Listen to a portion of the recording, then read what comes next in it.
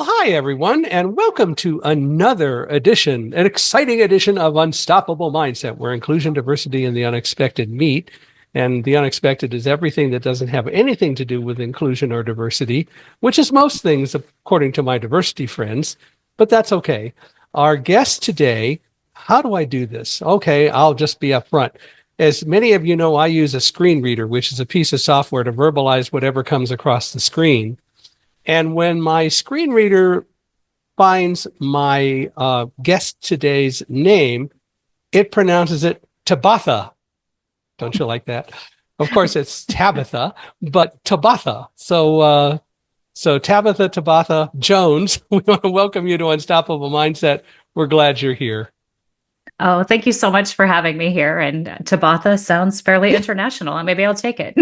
Yeah, well, you can have it. It's yours. I don't think that the screen reader will mind a whole lot, but we're glad you're here. Now, I met Tabatha, as I have mentioned in the past with others, through an event that I attend, Potapalooza. And Tabatha and I were both at the most recent Potapalooza. So what took you there? Are you starting a podcast, or are you just wanting to be interviewed by podcasters, or do you already have a podcast and you've done thousands of episodes already?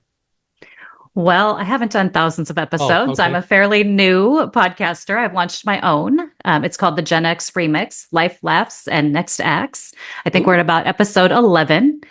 I was actually really interested in joining Potapalooza to meet other podcasters, hear some success stories, and learn some great tips and tricks as I'm continuing to build mine out and engage my audience. Well, if there's any way I can help, you just need to shout out, and glad to do it.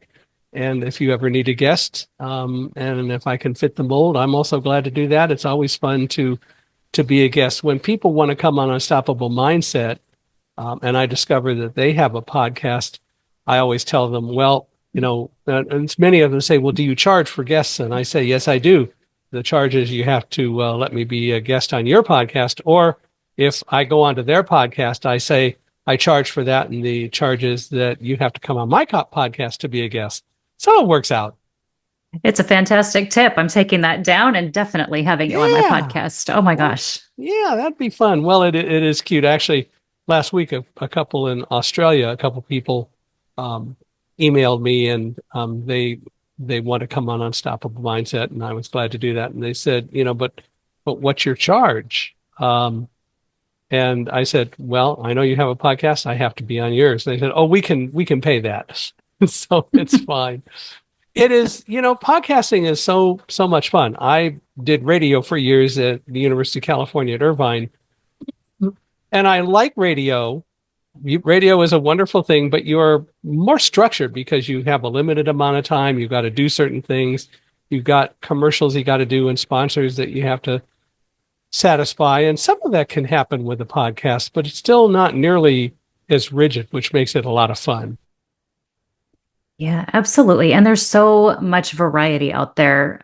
One of the coolest things for me about starting a podcast is it's led me to so many other podcast shows that I had never listened to before, yours included. So now I think I'm following maybe 30 to 40 different shows that I hadn't heard of until very recently. I'd say probably the last 6 to 8 months. And I'm loving it. I learn something new every single day. I learn something about someone's experience that leads me to check more into what they've shared. And it's really been fun. It's been a much more fun adventure for me than the social media that I was kind of dabbling in a little bit. But podcasts, it's just so much more personal and fun. It is. It's much more connectional, and social media is just so impersonal, and people spend so much time doing it. And I'm amazed at some of the people who spend so many hours on it. I don't do a lot of stuff on social media. I will post things occasionally, and I'm amazed at how fast some people, as soon as I post, within minutes, they're responding to it. And I'm going, how do you do that? But anyway, it's people focus on that, but it's so impersonal compared to doing things like podcasting, because you do get to know people, you get to learn about people. And as I tell people constantly, if I'm not learning at least as much as anybody else who listens to this podcast, then I'm not doing my job well, which is kind of the way I look at it. And I always like to learn things from everyone who comes on. And who I get to interact with because of the podcast. Yeah, so much fun. It is, one of the things when we met that really connected me to you was just your story and sharing your author journey on top of it. So, yeah, you're kind of stuck with me in your fan club for a little bit. It's been I'm not so gonna complain fun a following single you. bit. Well, thank you. And it is fun to do that and following you back. It's a lot of fun. And as I said, I enjoy getting to know people and connecting and learning, which is cool.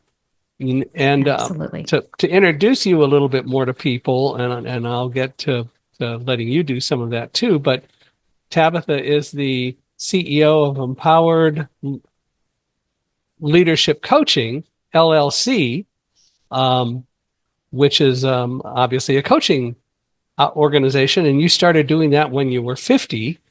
Of course, I could circuitously get to and how long ago was that, which would then tell us your age, but I won't. That's all right. As a career advancement coach, I tell people all the time, don't put those long dates on your resume. People will start guessing your age, and then we've got another whole situation.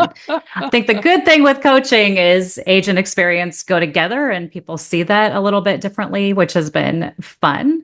And Yeah. yeah, I left at, corporate at 50 and started my own business. I had been doing it on the side, but now I get to do it every day, and it's so much fun. Well, seriously, It's so how long rewarding. have you been doing it? For When? officially, I got to do math. 2017 is when I started. So, Oh, okay. Well, there you go. yeah, So so a 7 years. bit. Okay. Yeah. And then I So have you've been got doing it as part of my job for more than 20 years. So, as a sure. leader in corporate, more than 20 years of coaching experience came from that. Sure, when you've got 7 years of official, long-term, real life, constant experience, which is great too.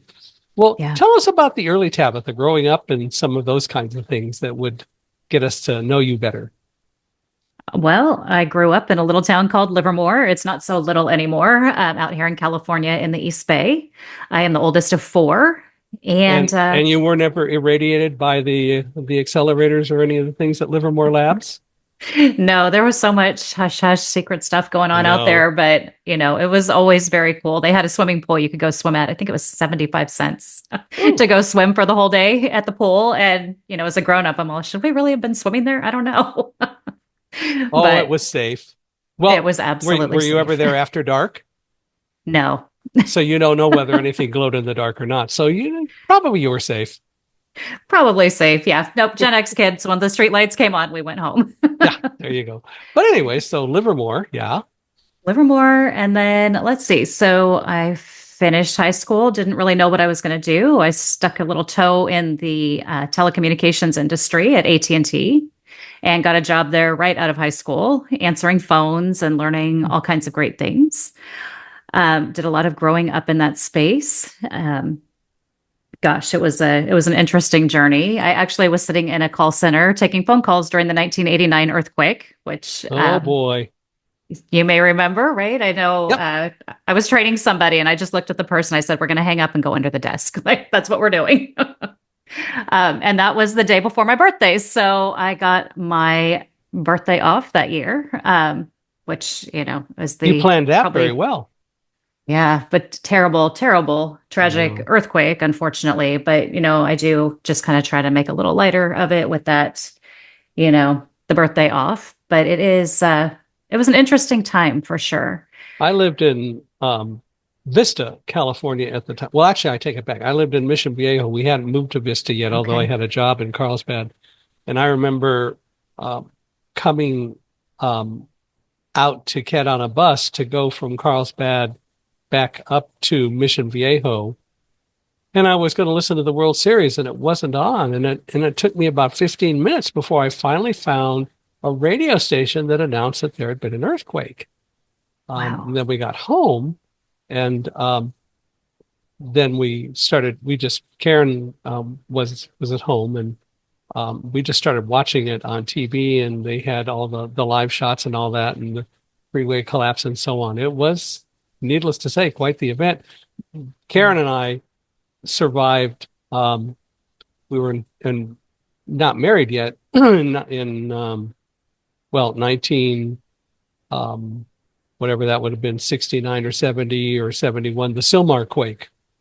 I don't think it was in 74. I think it was earlier than that. But there was the big earthquake up in Silmar, and we felt it at UC Irvine.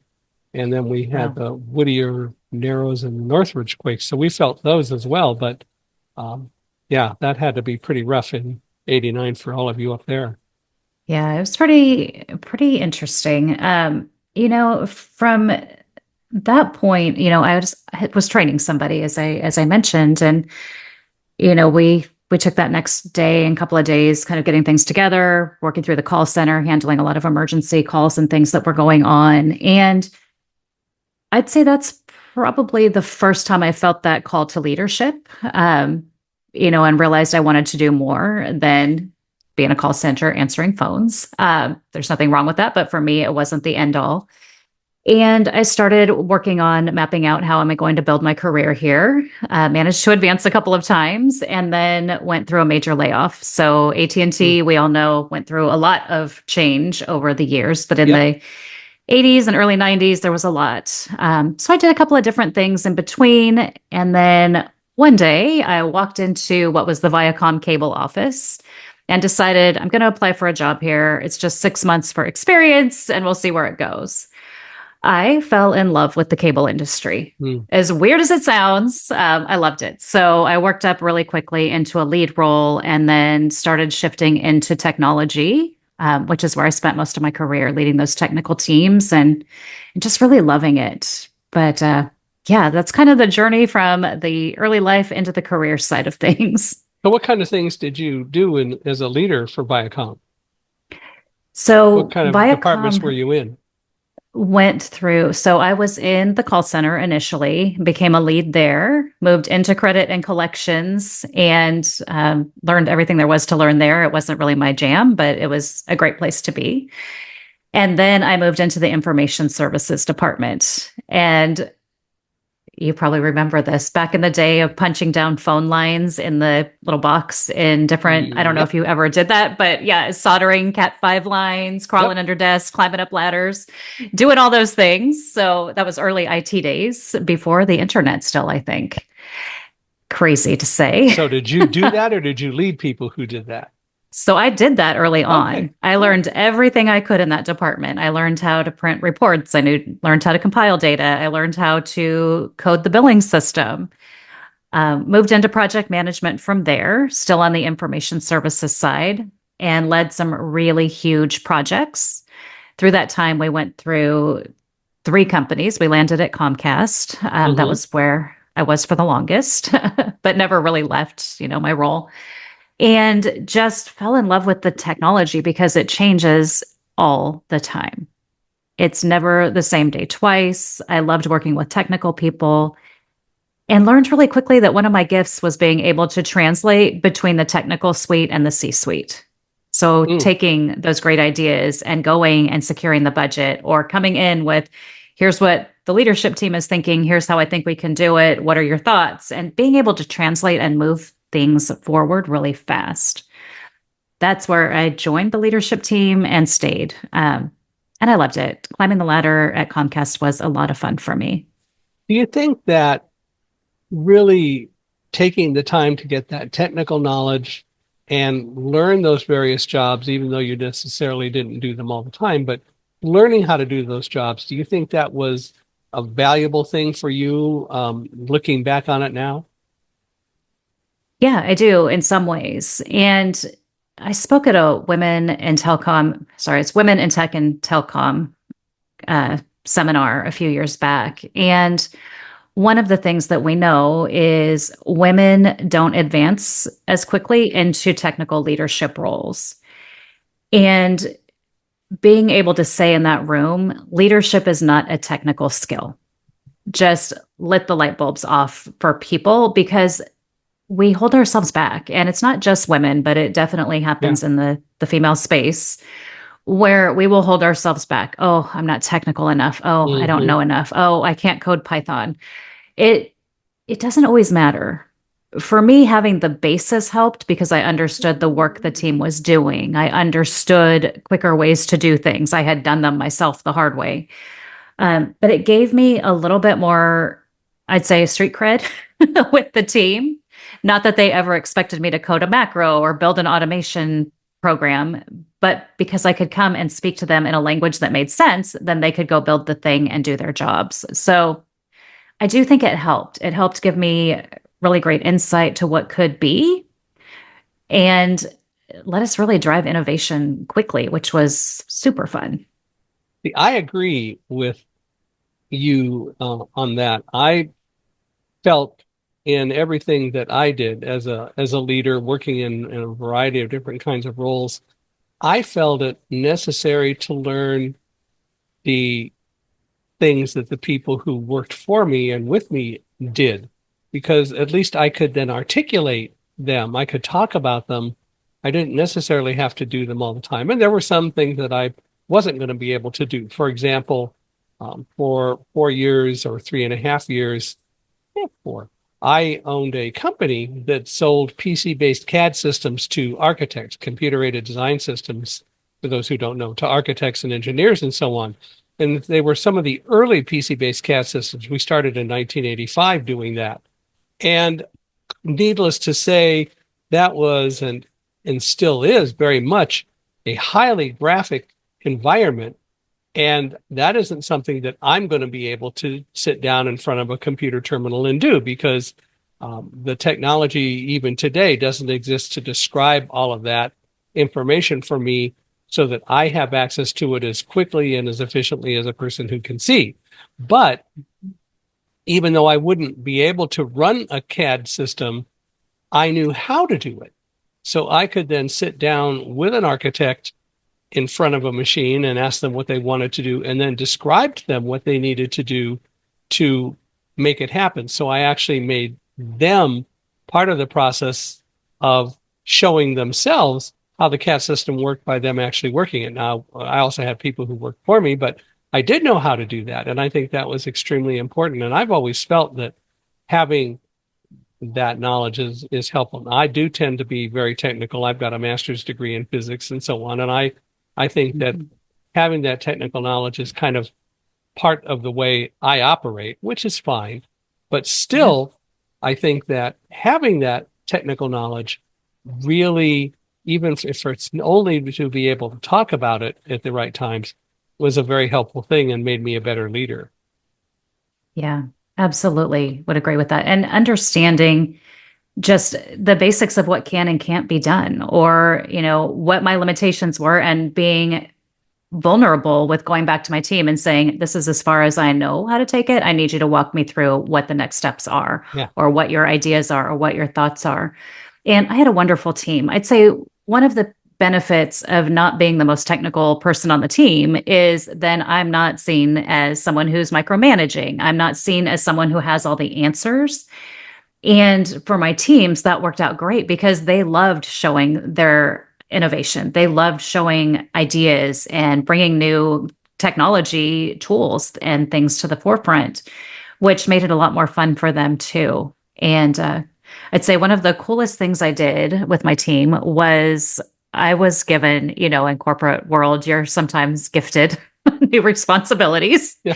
And one of the new responsibilities I was gifted with was creating a quality control team.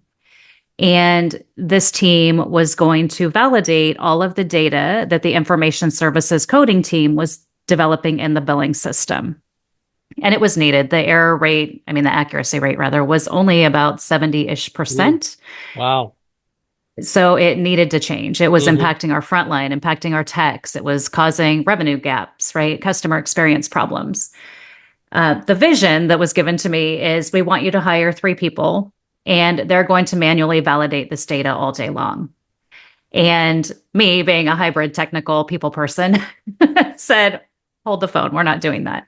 So I went and hired someone who was an expert at SQL and Tableau. We then hired someone who was an expert at quality assurance because that's what she had been doing in the call center, was validating orders and making sure the their statements were going out correct. So she had the manual aspect. And then we hired a third person who wasn't quite as technical as the first, but definitely a really good balance between the two. And between the three of them and their ideas and their skills, and then my abilities as a leader to guide them through, this is what we need, this is the vision, this is the budget, this is the outcome that we want to get to. We were able to build something that was automated that drove accuracy up to 98.1%. Wow, And that's it's a whole lot probably better. better today. Yeah. But it's just because that the ability to see people who can bring in the best parts of their knowledge and then work together to build something. That's what helps technology advance so much faster. Yeah. But it's important to be able to do that. And you learn to have the vision, or innately you have the vision to bring that about. And it sounds to me like all of the people that you were leading really respected you because you were, first of all, you were not a threat to them, and you clearly showed an interest in what they did, and you loved to hear them talk about it because that taught you things that you didn't know. Exactly. Oh my gosh. And they were great about what I'd say is dumbing things down. I would sit there sometimes and would be listening to somebody, an analyst who was excited and explaining all these great things they were doing. And finally, my face would say, okay, hold the phone. We need to step back just a teeny bit. I needed to bring it down maybe just a little bit more. And once I got it, then everybody would be just jazzed and so excited and out to share and made sure that they were getting to do part of the presenting when it went to higher levels Yeah. so that they could get credit and feel that value, which is so critical to help just boost that morale and keep inspiring people. The other part of that, though, is you are also teaching them some probably sorely needed communication skills because they're used to just talking very technical, and they're used to just talking to each other and everybody gets it right away. But the reality is that I would think that they came to realize, oh, maybe we need to present it in a little bit different way because not everybody looks at it the way we do. Exactly. That's where a lot of coaching came in and helping people work together better in the communication space and then bringing it forward in a way that people understood. We did a really cool program. It was called Insights. It exists out there, and there are people who are certified to administer it. But it basically is a personality assessment based on colors. So red, yellow, blue, green. And blue is generally your very technical, more introverted, detail specific people. The opposite of that is yellow, and I am very high yellow, which Yeah. is your include me, bring me in, let's have a party, let's talk about it. So it was good for me because it caused me to bring that yellow energy down a bit, which kept the conversations going and the conversations open, and they learned to elevate that yellow energy a little bit so we could meet in the middle really well. And some of them had different, red or green in there, but it was really interesting to be leading a team with such opposite energy from that perspective. Did you ever find people who just resisted um, learning to meet in the middle or learning to do some of the things that you really wanted them to do, and they just didn't want to do that at all? Oh, yes. Yes, there were a couple. And that required more coaching, right? So, one who had been used to working in a very specific way before we were reorganized and he was moved under me. It took multiple times and finally a mild threat to get him to come forward and come on board with the new process because sometimes it's really easy to stick in doing things the old way. He had been doing it for 15, 20 years. And I joke when I say threats, I don't threaten people. But, it was kind of I need you to come up with the rest of the team. Here's what you're doing and how it's impacting the team. And even though it feels like it's making your customer happy, in the long run, it's not because they're going to have to work with other people. And we need to make sure that they understand that this has changed. And then another who was more my way or the highway. And Mm. that took, again, a bit of coaching. So his leader worked for me. And so his leader and I would come up with different plans and different strategies to put him in positions where he had to stay a little bit more quiet and let the team members bring forward their ideas. And rather than him jumping to a no, it was, we want you to start asking these three questions. And, whatever the questions were to get the conversation going And then the light bulb started going off for him. Like, wow, some of these individuals have definitely had different training on, whatever type of technology it is. That makes perfect sense. What if we combine this? So he was able to actually help us bring out the best in everyone once he took that step back and really started listening and getting a bit more curious. Hmm. Well, that's, of course, a wonderful skill to have because people need to recognize that not everybody is where they are. Exactly. It's true. And, I kind of think back when we were talking about the leadership aspect and leading technical teams. I coach a lot of people on interview skills and helping them present their best selves for the job that they're interviewing for. And one thing that seems to be a habit for people who are very technical and are also leaders is deferring so much to their technical skills. And it's good, but you've got to have that balance when you're applying Mhm. for a leadership role. What happens that is very disappointing is they'll be told, well, we're not really seeing your leadership skills or your leadership qualities, or not feeling like you're a good fit with this team. Usually, when a company is hiring a technical people leader, they want to know you can lead people because not everybody can do both. Right. Or they haven't learned how to. Right. It's true. Not everybody wants to. There's Sometimes that. they Yeah. think they do because it's the next logical step, but sometimes people are just really happy being hands on. Others, to your point, you can learn. You can step into maybe a lead role and start learning how to let go of some things and get more comfortable with not being the smartest person in the room because once you're the leader, you've got to have that balance and it's a learning curve for sure. Yeah. And unfortunately, there are way too many people, and certainly a lot of them are technical, who think they're the smartest person in the room, whether they are or not. And some of them are, but still, um, that's not always the solution to making things work, especially if you're working in a team.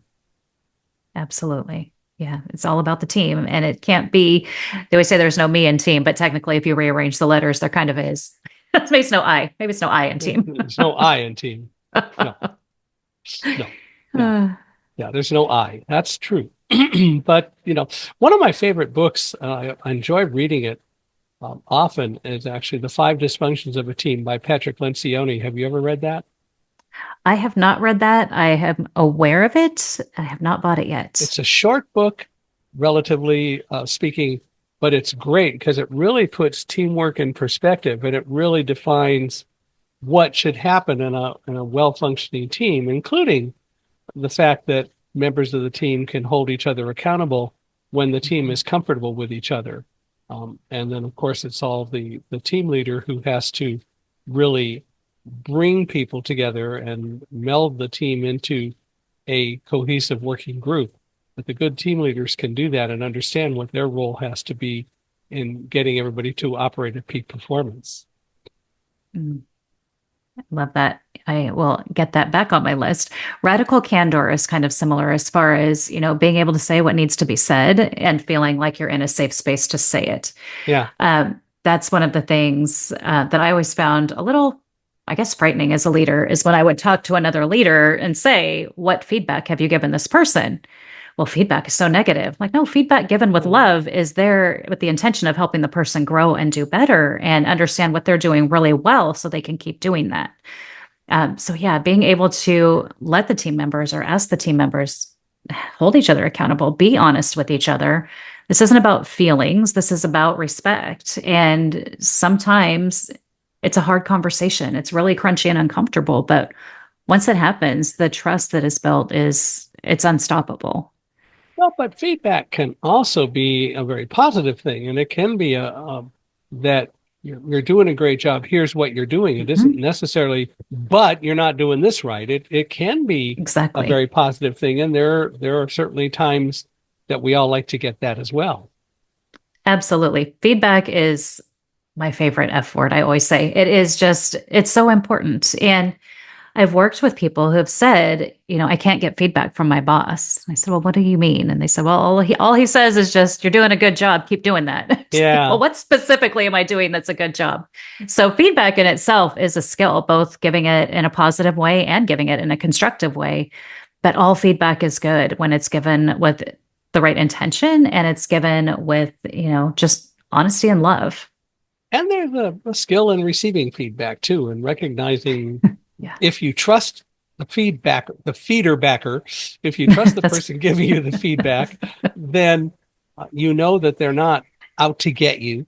Um, yeah. and that's part of it is breaking through the usual shell that most of us probably have built up. Oh, that person has some sort of alternative agenda. They're out to get me. And that isn't always the case. And Oh, it absolutely. unfortunately, sometimes it is, but it doesn't necessarily mean it always is. Yeah, I agree. If you think back to feedback that you've been given throughout your life, is there a piece of feedback that you were given that really changed the way you do things?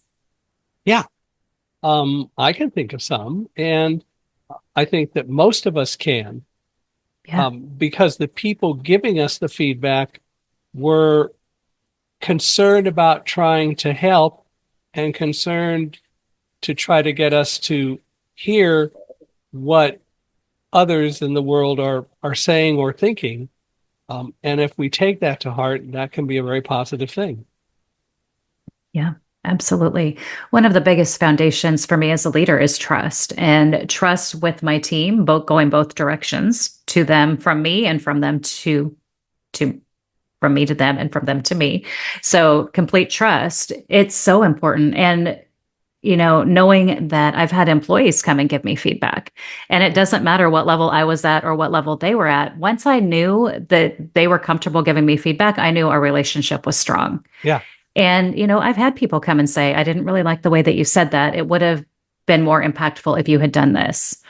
I've had clients come and say, when you said that, I really reflected on it and maybe we're not in the same spot. So let me say this again and see if you can address it a different way. Great. If we don't have trust, we're not going to go anywhere. So it's such an important piece of building trust. In my new book, Live Like a Guide Dog, True Stories from a Blind Man and His Dogs about being brave, overcoming adversity, and moving forward in faith, long title, well, and the subtitle. But one of the things that I talk about is that I've learned a lot of lessons about dealing with fear and dealing with people from my dogs, because dogs do things differently than we do and don't have anywhere near the stress that we do. For example, dogs are, I think, creatures that do love unconditionally, but they don't trust unconditionally. What dogs do, however, is that they tend to be, unless something has really hurt a dog, they tend to be more open to trust. And they want to build a trusting relationship with us if we're open to it, because they are. And when we recognize that and we truly build the trusting relationship, it's second to none. Um, so then you've got the love part that is there, but the trusting part, that's a whole different story. And I know that when I start working with every guide dog, and people say, well, how long does it take to really get used to a dog? My response is, it takes roughly a year, because it takes a long time for both sides of the team to truly recognize and have enough confidence in the other that they have that trust that they need to have. Yeah. Dogs are so much better than people. I will tell you, their behavior is so much better. Yeah. But I get that. And, as someone who's adopted my last two dogs, one was 3 years old when I got her from the pound, and she lived to be 15. And my other one she's 8. I got her when she was 3 from someone that was rehoming her. But they teach you that I can love you, but I don't know that I trust you yet. I've got to Yeah. build this up. Like, I will lick you and throw a party when you come home, but don't be trying to pick me up yet. We're not Yeah. there. Yeah. So, and I can imagine with a guide dog, it's even more elevated. And I can't wait to read that book because I just finished. We finished Thunderdog. I did. I don't know why the name just went blank. I posted it on my Facebook and Instagram. I was so excited. But Well, yeah, oh my if you gosh, get a I can't chance, wait to read the new one. if you get a chance with both of them, go review them at Amazon. So love to Yeah. get we always appreciate reviews. So Amazon and Goodreads are the best places to go do reviews, and they're very helpful. But when you read Live Like a Guide Dog, love to get your thoughts, and you're welcome to email me and love to chat about it as well. But you're right. There are so many things about dogs that really teach us a lot. One of my favorite things that I talk about a lot, and we deal with it in Live Like a Guide Dog, is we as people tend to what if everything to death. We Yeah. what if everything, well, what if this, what if that? And the reality is, most of the things that we're dealing with what if about are things over which we have absolutely no control. And all we're doing is building up our own internal fears. And we need to learn to get away from that. If we could just learn to focus on the things that we have control over, and not worry about the rest. And of course, people will say, "Well, but all this stuff is going on. We got to worry about it." No, you don't. You can be aware of it without worrying about it. You can be aware of it without it interfering with your life, but you have control over that. But there's so many things in your life that you don't have control over. And my premier example of that, of course, is the World Trade Center. I am not convinced that all of the government departments working together would have been able to figure out what was happening and stop the attacks from occurring. But the result of that is, of course, that we had no control over the events occurring. What we absolutely have total control over is how we individually choose to deal with those events and how we choose to move forward. Yeah. Absolutely. Oh my gosh. It's so powerful and so true. And I'd say too, with dogs, is they don't let that little thing that bothered them 4 hours ago eat them up, or 4 days ago, or 4 months ago. They don't generally hold a grudge unless something was pretty atrocious, Yeah. where we will ruminate on a story or a conversation over and over and over again. Sometimes it's just, it's just solved by a simple, hey, what did you mean when you said that? Or we'll just go and keep thinking about it and keep thinking about it. A dog's moved on. They're like, I've already had my snack and my walk. Like, we're good again. Yeah. So Yeah. there's no grudge. There's no past concern, or I made a mistake this day. I'm never going to cross that line again because, I did this thing. But humans are just wired so differently, just from, I'm sure, our life lessons and all the things that we've been through. But if we could live a little more like a dog, that would be kind of amazing.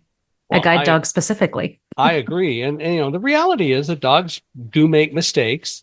Yeah. And one of the things that we learn, to put it in terms of what we're talking about today, one of the things that we learn as guide dog handlers is how to give appropriate feedback. And that process has changed over the years. So now it's a much more positive process. We don't tend to yell at dogs. We don't tend to try to give sharp leash corrections. Um, but rather, when they do it right, that's the time to truly reinforce it, and say, what a good job you did it. And if you're training a dog to do a new thing or give them a new skill, reinforcing the times that they succeed is so much more powerful than ever saying, you didn't do that right. And I think that's as true for humans as it is for dogs. But humans just don't tend to, for all the reasons that you said, trust Yeah. like maybe they should. But we always think that everybody has a hidden agenda, which is unfortunate because we don't always necessarily have a hidden agenda. And even if we do, and if you feel like you can't trust me because you think I have a hidden agenda, you can always ask me about it, or you should. And that's something we just tend not to feel that much that we can do, because those aren't skills that we're taught when we're growing up. Yeah, it's very true. And, when you mention the mistakes, even thinking about that from a leadership perspective, when I first started leading my last team, we had reorganized into a corporate structure. So I had new employees sitting across 40 some odd states. It was a big reorg. And I would be talking to people about different things. And I said, well, why did you do it this way? Oh, well, I realized I made a mistake, so I didn't want to get in trouble. So I thought if I went and I did this, then that would, I'm like, wait a minute, stop. Let's pause. Let's go back to get in trouble. Tell me about that. And I would hear, and I heard it from multiple people across the team, that there was such a level of fear over making a mistake.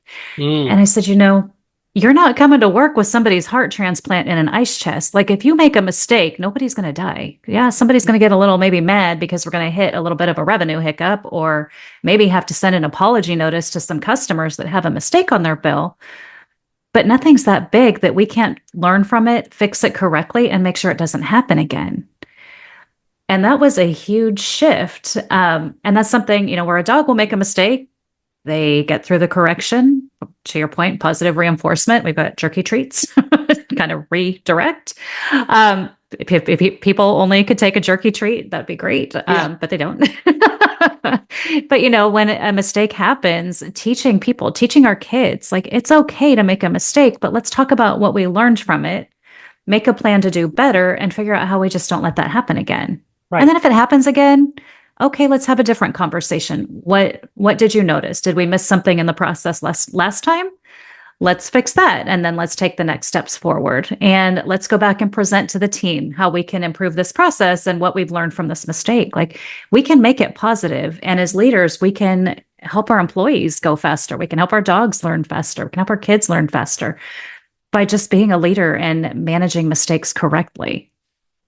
How do we get that process kind of more into the mainstream of society? How do we get people to recognize that it's okay when you make a mistake, we'll fix it, and really give them and teach people to give the positive reinforcement that we need to do? Because I think it's very true. We don't teach it. We don't teach it. I feel like younger parents that I'm seeing in some ways are getting there. I remember back in the day when we would accidentally break something or, be roughhousing a little and the glass would get knocked off the counter. And it was a huge thing, right? You're going to clean it up. You're going to go to your room. You're going to stop playing around in the house. And, with my son, I know when he would break something, I'd be like, hey, let's clean this up. I need you to be more careful. It's not you need to go sit in your room. You made a mistake. It's okay. And I see the difference in myself still. When I make a mistake, I beat myself up. When he makes a mistake, he cleans it up and moves forward. So it's definitely happening through parenting and the way that we handle it as parents. We have that great opportunity. As leaders, once adults are, full grown and in the workforce and still have those tendencies of fear and, oh my gosh, I need to cover it up, teaching them. I had a situation where I made a mistake. Shocking. I know. I made a mistake. Just kidding. I do it all the time. But I had made a mistake with some data that I collected from my team. I'd had individual skip level meetings and kept all the notes in a spreadsheet. And I had told the team as I spoke with them, whatever you tell me, it's in confidence. I'm taking themes of the conversation and I'll present it back to your leaders. They're not going to have names. We're not going to know who said what. That's not what this is about. It's about me helping drive improvements through my leadership team so that it's better for you. And they were really open and it was amazing. And it was such a gift to have that trust from the team. Well, I went and took my compilations, put all my notes together on a spreadsheet, sent it to my leadership team, and never took off the original notes. And I was like, shoot, now what do I do? So I asked a peer, I said, hey, this is what I did. What would you do? And she said, well, I would tell my leaders they need to be leaders and they need to keep it confidential. And I was like, ugh, not good enough. So I'm not doing that. So I thought about it. Yeah. And I said, you know what? This is a teachable moment. This is the opportunity I've been given to practice what I preach. So I pulled my entire team, 50 some odd people on the phone on a Teams call. So we were on camera and I said, I need to talk to you about something. And I said, I made a mistake. And because of that mistake, I have let you down and I've broken my word. And I explained what I did. I explained, I got really excited by the information because I saw things we could do, which then led me to moving way too fast. And I completely sent your comments with your names to your leaders. And I apologize.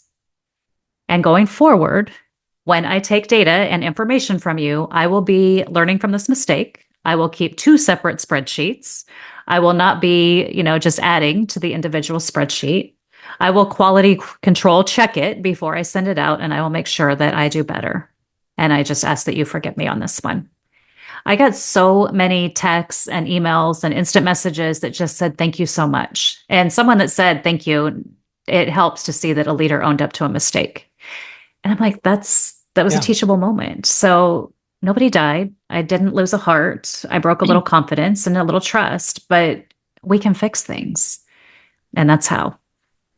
Yeah, and that makes a lot of sense. And we we just tend to oftentimes do knee-jerk reactions. I was sitting here thinking about um, sometime after we moved to New Jersey in 1996. My wife and I were in our living room, and I don't remember what was going on. We were having a great time, and we each had a glass of champagne. And my fourth guide dog, Linny, was with us. Oh. And Linny, um, like any good lab, has a tail that never stops. And Karen, I think it was Karen, I don't even remember for sure. I think it was, had put her glass down on the coffee table and tail hit glass, which was crystal, went all over floor, hardwood floor, and I can think of so many people who would blame the dog. And actually, I think Linny blamed herself for a little while, and we kept saying it wasn't your fault. We screwed up. Um, and eventually, within an hour, she was mostly okay. But the Yeah. bottom line is that she knew that something happened, but Yeah. it wasn't her fault. And it is important to own up to things. And as I said, I think it was Karen because I think Karen said I should never have put my glass down, or I should have put it back further away from her tail because she was so excited. You know, Those tails, lab tails are crazy. lab tails are crazy. It's okay though. Oh, Things yeah. Oh happen. my gosh. Right. But Lenny didn't stop wagging her tail because of that little mistake, right? It's something Nope. that Karen was able to own up to. You two were able to clean it up. And then Lenny was able to go on and keep wagging her tail. Everyone's being more careful now. What's really funny is that because it was a hardwood floor and crystal, there were little Oh, pieces that we found days later. But yeah, really years later. Oh my gosh. but what Lenny was a cutie. And Lenny was Aw. probably the most empathetic dog that I've ever had. We had a pastor, and we had who we had um, come to know, and we were at a party, and she was at this party, and she came up to us and she said, "We let Lenny visit everybody, but we just let her loose." Um, Lenny is the most empathetic dog I've ever seen because you let her loose and she went to the person who was feeling the most pain first, and then she worked the rest of the room. And we're talking emotional pain. But Lenny could sense that. And she did. She went to the person who was hurting the most for whatever reason. And then after she felt she had done all she could with that person, then she went around to the rest of the room. Oh, What a so wonderful amazing. experience that was. Yeah, I know. And we hadn't noticed it, but Cherie told it to us, and we realized it from then on. Yeah, she's right. I always think that the companies that allow people to bring their dogs to work are probably the companies that have the highest performance and productivity. I can't prove this yet, but there is something about having a warm, fuzzy little snuggler with a cold nose right next to you that makes such a difference. Yeah. Like I said, mine's by me all the time, but they're just so intuitive. They pick up on your moods. They pick up on what's going on when you've had a bad day. When you're feeling unconfident. I work with people a lot on helping them build confidence, and she'll even come around like, "Hey, why are you down? Like, what's going on? Let's go play, go play." And then, they're always so excited when you just do the smallest things. And it's like, you know what? All right, I am making somebody happy today. It's just not that maybe that other person or whatever it is. But yeah, oh my gosh, But what made you I love finally decide? dogs. What mainly caused you to decide to go from working for other companies in the corporate world to starting your own coaching career full time? I just love the coaching aspect, helping people who struggle to speak up for themselves or who struggle to recognize the value that they bring to the workplace or to the world in general. Just really lights my fire. I Hmm. work mostly with women in their 50s, mostly with women who are already leaders but feel a bit stuck, and help them just remember who they are. Help them remember, you are a leader. This is how you can set yourself apart. And this is how we can start preparing for your next promotion. I wrote my book, Promotion Ready in 3 Months, The Women's Guide to Career Advancement, which was released in August, just because the concerns were so similar. I thought, I'm going to put the specific framework together in a book so that women who maybe don't have time for coaching right now, or they don't have the means for whatever reason, they can get that framework in this book and get started on setting themselves apart and rebuilding that confidence. And I just love it. I feel like we tend to play really small, Hmm. especially after a simple mistake or a simple breach of trust or a simple someone said something and it just really stuck in our head for whatever reason. So I want women to stop. I want them to start feeling more empowered and start going after those things that they want. Because I don't know if you've seen the movie The Longest Game, but one of Hmm. the quotes is the field isn't the golfing green. The field is the 5 inches between your ears. And that's life. It is a fact. It is whatever is going on in that space between your ears is what's going to tell you you can, and it's going to tell you what you can't do. Only, So we want only, to only clear five it. inches? They say 5 inches. I haven't actually measured mine either. I say it and I touch it every time because I'm like, I don't know if it's really 5 inches. Maybe it's 4.5. I don't know. Or six. I've always prided myself on having, a skinny forehead. There you are, right? Well, Uh, but it's interesting.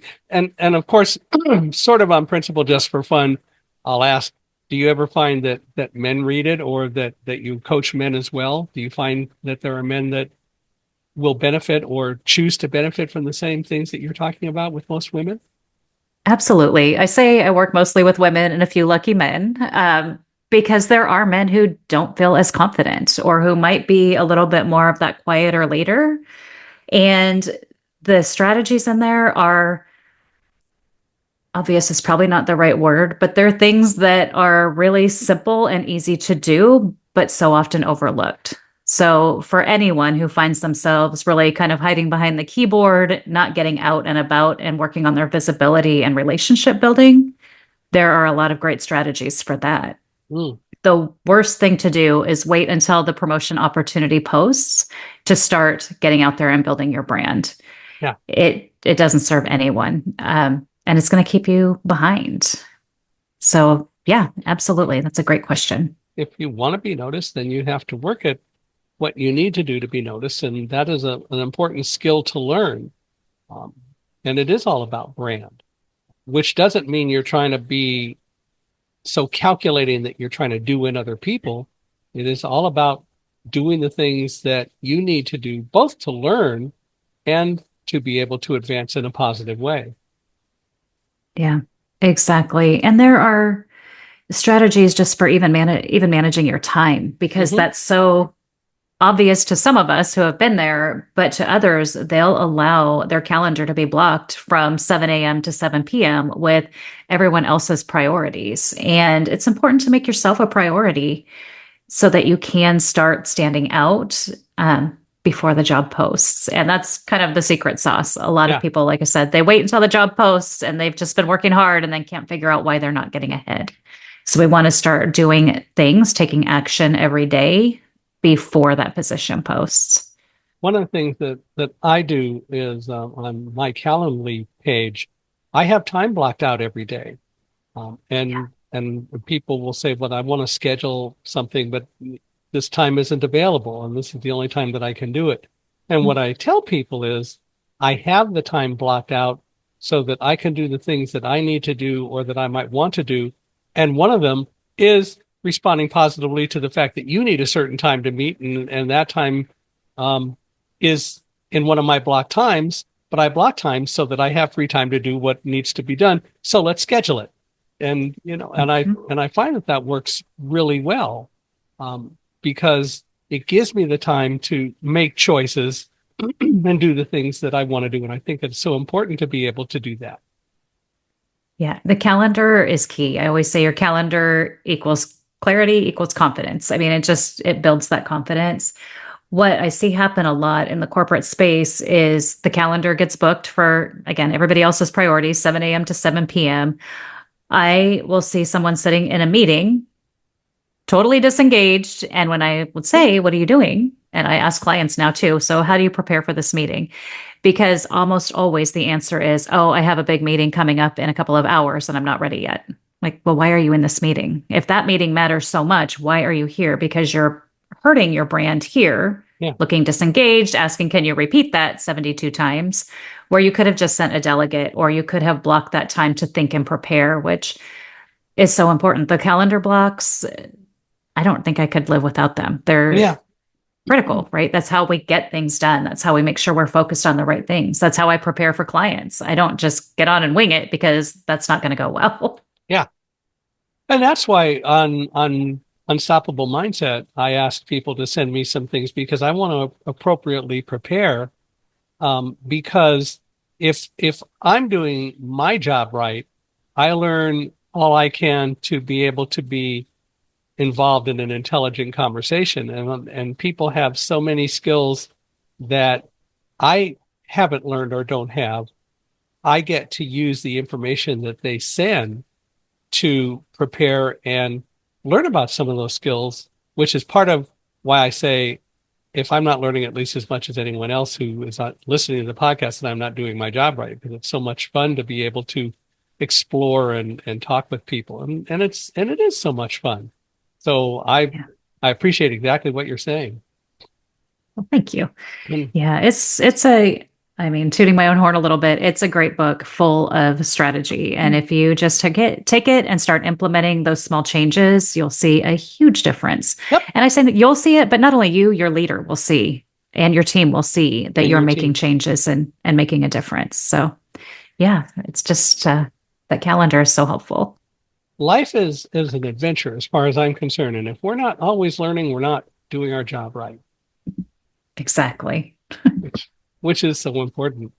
Well, do you have any kind of last thoughts of things that you want people to think about, as far as leadership or as far as moving forward in the corporate world, or any of those kinds of things?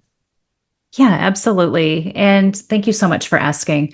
I do want to tie it back to unstoppable mindset because you are absolutely unstoppable. It's a matter of clearing those blocks, the things that are in your way, the things that are in that 5 inches or whatever it really is between your ears that is getting in the way and telling you you can't do something. And I encourage you, if you're struggling, if you want to get ahead, if you've had some bad experiences when trying to get ahead, connect with me on LinkedIn. You can find me at Tabatha Jones.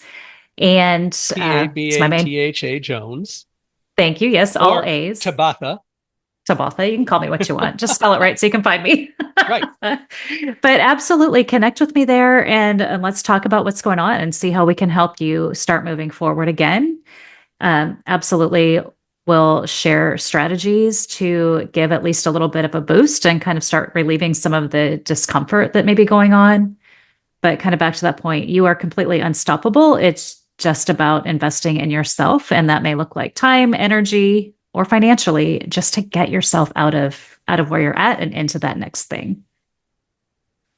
What's your website? I assume you have a website.